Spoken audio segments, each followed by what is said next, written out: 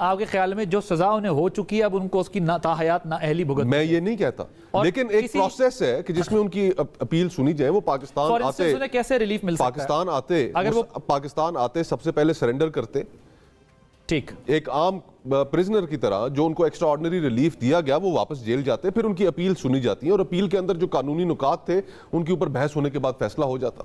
पहले वो जेल जाते, जेल जो पाकिस्तान का कानून कहता है उस तरीके से एक्स्ट्राऑर्डिनरी ये जमानत ना होती, प्रोक्लेम्ड ऑफेंडर है और उन्हें जो है वो प्रोक्लेम्ड ऑफेंडर है, ठीक है, और उनको जो है वो इश्तिहारी थे वो, ठीक है। और आपने एयरपोर्ट के ऊपर बैठ के और उससे पहले जो सारा सिलसिला हुआ वो बज़ाहिर आप एक कंसेंटेंस आदमी मुझे ये बताइए, बाहर से आता है, जलसे से खिताब करता है और फिर उसके बाद तो ये makes a mockery of the whole. आप लोगों को अभी भी किसी मौजज़े की उम्मीद है या ग्राउंड रियलिटीज का अंदाजा हो गया?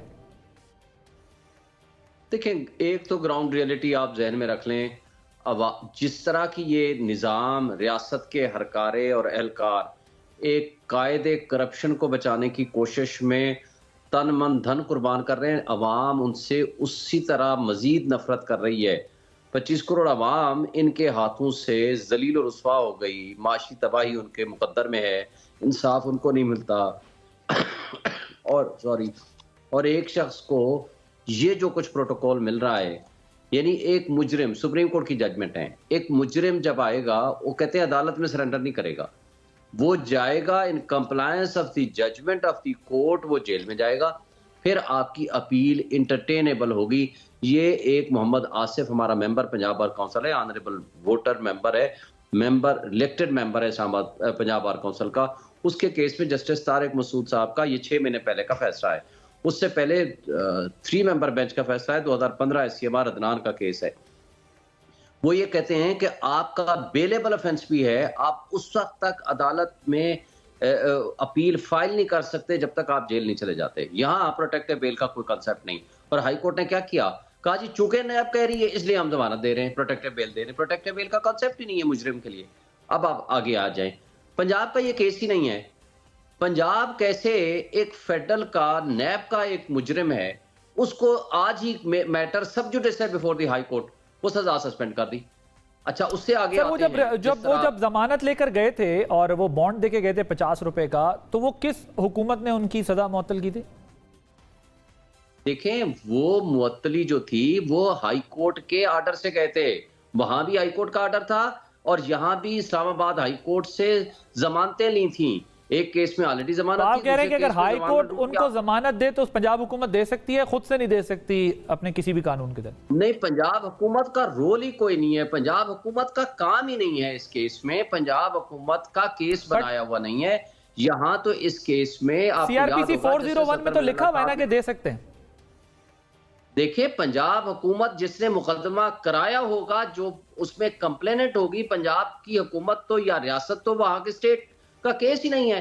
कल बलूचिस्तान का केस हो, KP की गवर्नमेंट उठा करके उसको जमानत दे दे, सस्पेंड कर दे सजा को, कैसे मुमकिन है? और आज तक पाकिस्तान, लेकिन CRPC 401 में तो प्रोविंशियल गवर्नमेंट का जिक्र है ना, तो वो फिर कोटला जेल में थे तो जो प्रोविंशियल आदिल साहब, जो प्रोविंशियल गवर्नमेंट वहां करेगी जहां प्रोविंशियल गवर्नमेंट का केस होगा।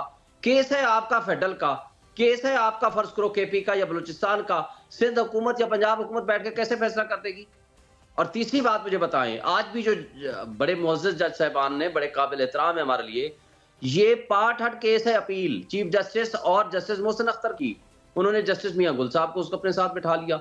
वो किस कैपेसिटी में, under what authority of law? इस पे तो आपको याद होगा चीफ जस्टिस ने और सुप्रीम कोर्ट ने ऑलरेडी इसमें फैसले किए हुए हैं कि जब बेंच एक दफा कॉन्स्टिट्यूट हो जाए, चेंज नहीं हो सकता। फिर को एक्यूज का जिसने केस सुना हो वही बेंच सुना करता है। मरियम नवाज सफदर का केस किसने सुना? वो चीफ जस्टिस और मोहसिन अख्तर कियानी ने। उन्होंने बेंच कैसे तब्दील कर लिया? फिर आज जज साहबान ये पूछते हैं, चूंकि नैब से पूछा आप, ये शुएब साहब मेरे साथ जरा आमिर मीर साहब मौजूद हैं, वजीर मैं कोशिश कर रहा हूँ जरा आमिर मीर साहब का पॉइंट ऑफ व्यू भी ले लूँ, निगरान वजीर इत्तलात हैं। और अभी मुस्तफ़ा साहब भी कह रहे थे कि अनप्रेसिडेंटेड है, मुझे भी अभी तक इसकी कोई नज़ीर नहीं मिली कि इस तरह कोई सूबाई हुकूमत ने फेवर किया हो।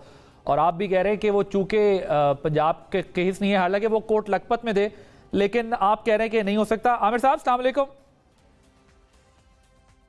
जी आमिर साहब, thank you so much for joining us. मुझे ये बताइएगा, अभी मेरे साथ शुएब शाहीन साहब मौजूद हैं, मुस्तफ़ा नवाज खोखर साहब मौजूद हैं। वो कहते हैं इसकी कोई नज़ीर नहीं मिलती और इख्तियार नहीं था सूबाई हुकूमत का मियाँ साहब को ये रिलीफ देने का जो आप लोगों ने दिया है। Your take on.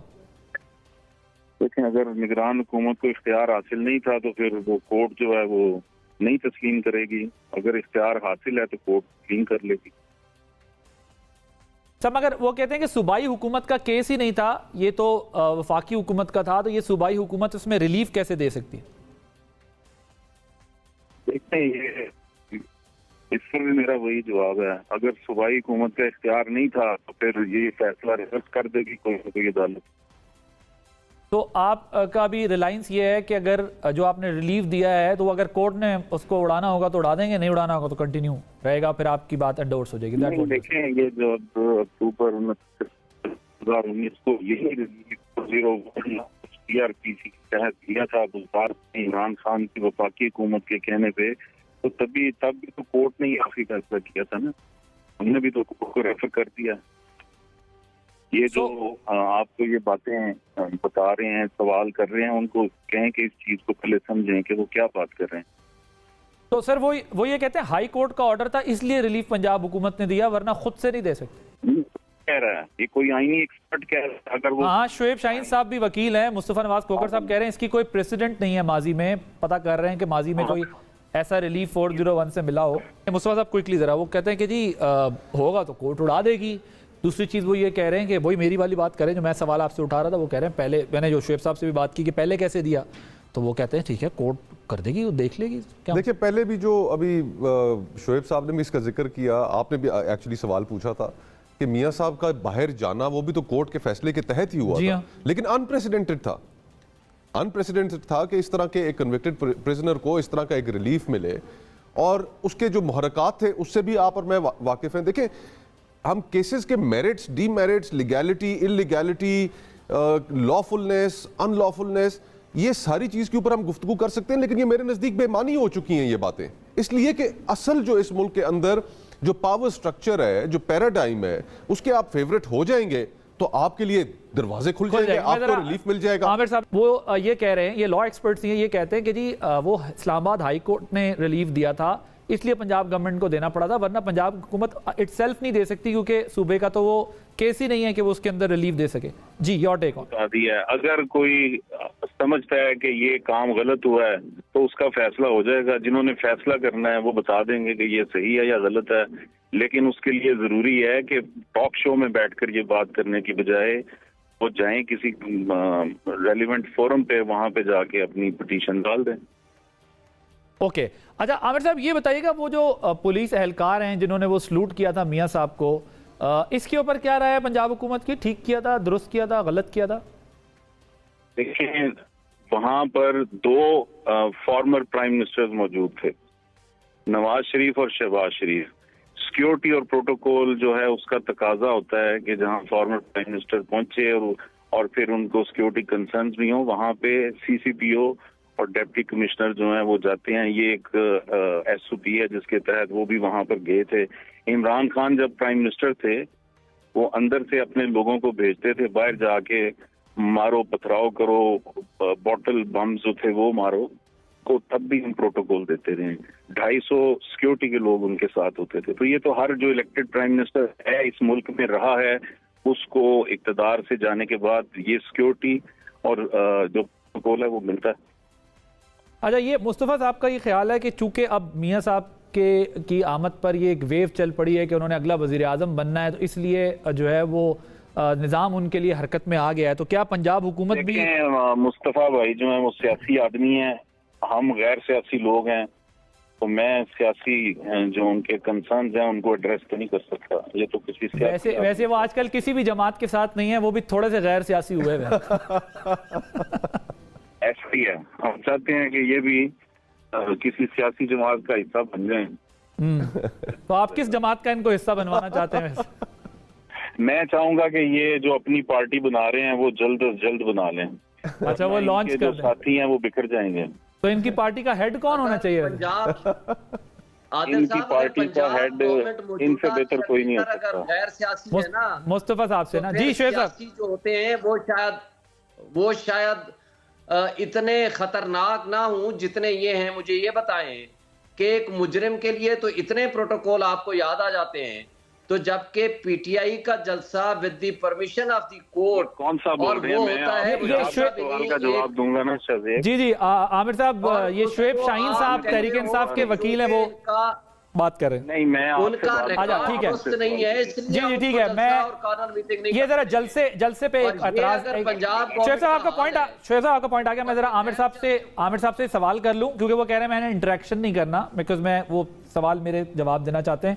मुझे बताएं, वैसे वो जलसे पे कह रहे हैं हमारे जलसे के लिए ट्रीटमेंट डिफरेंट था और गिरफ्तारियां होती हैं, और इनका जलसा जो है पूरा स्टेट मशीनरी के साथ होता है, इस पर क्या कहेंगे? नहीं, अपने किस जलसे की बात कर रहे हैं? इनका तो कोई जलसा नहीं हुआ। एक जलसे के लिए एक ये जो लाहौर काना में जो हुआ परसों, जी परसों जो जलसा हुआ है लाहौर में काना में, नहीं वो जलसा, उसे तो जलसा नहीं ना कहते। वो तो एक मतलब कुछ लोगों का कट हुआ, जो कि डीसी ने, मैंने डॉन में पढ़ा कि उन्होंने परमिशन नहीं ली थी, और जो इन्होंने 9 मई को की, उसके बाद जो है इनको बड़ी सोच समझ के डिप्टी कमिश्नर परमिशन देगा। ये डीसी लेवल का फैसला, इसमें हुकूमत पंजाब तो नहीं ना आती।